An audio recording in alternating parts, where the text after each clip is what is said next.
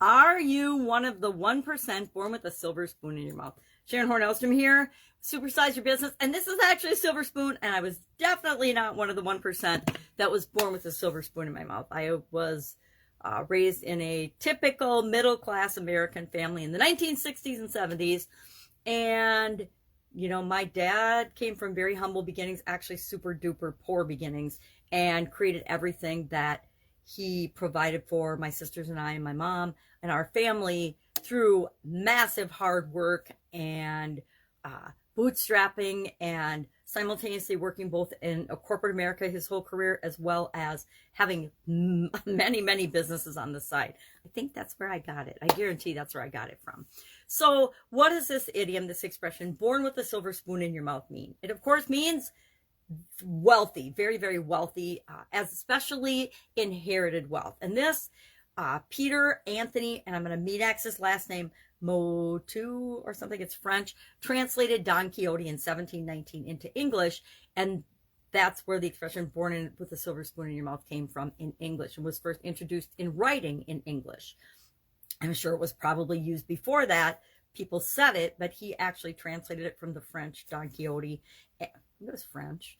And it has been used ever since in the United States, for sure, to talk about the elite, those people that reach a certain level of wealth that the rest of us dream to or are working toward achieving as well. But it only applies to about 1% of the American population.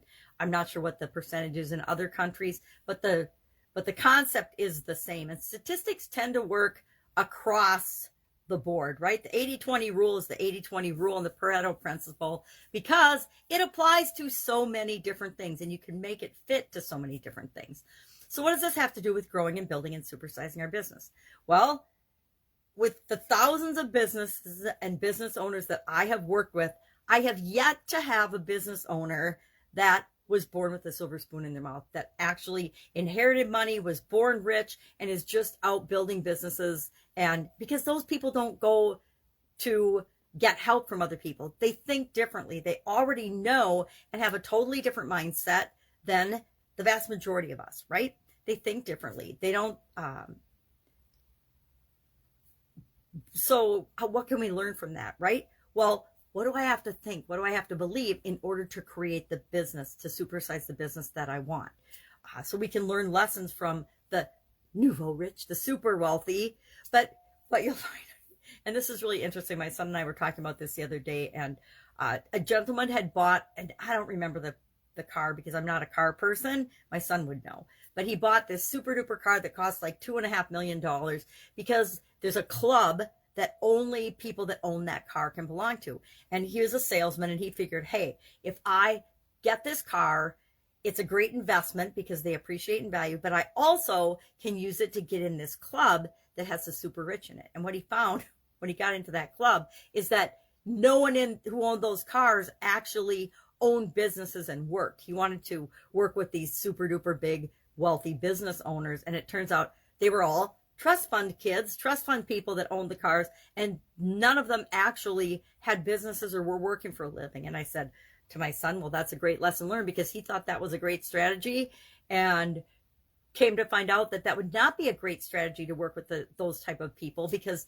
unless you're wanting to work with trust fund people that are doing investments and big things where they're creating only passive income, yeah, that's not where you're going to find them. But they think differently, right? So people that were born rich think differently than the rest of us, right? Then even the 3% or 5% of us that are building and growing and supersizing our businesses, guess what? We think differently than the other 97% of the population. And that's because we know and believe that we can create what it is that we want in the world by the choices that we make. I always say you can make excuses or you can make progress. We always have a choice. And whenever I catch myself making excuses or giving myself reasons for why something hasn't happened yet, I stop and I'm like, whoa, erase. You can make excuses and you can blame other things, or you can choose to think differently and figure out, okay, what's my next step to continue making progress toward what it is that I want. And the other thing that this reminds me of is that where we start out does not equal where we finish or where we go. If it did, we would never see examples of people that have achieved great things because they weren't born with that. I don't believe that I think we're born with everything we need to create whatever it is we want in our life. And it's different for each and every one of us.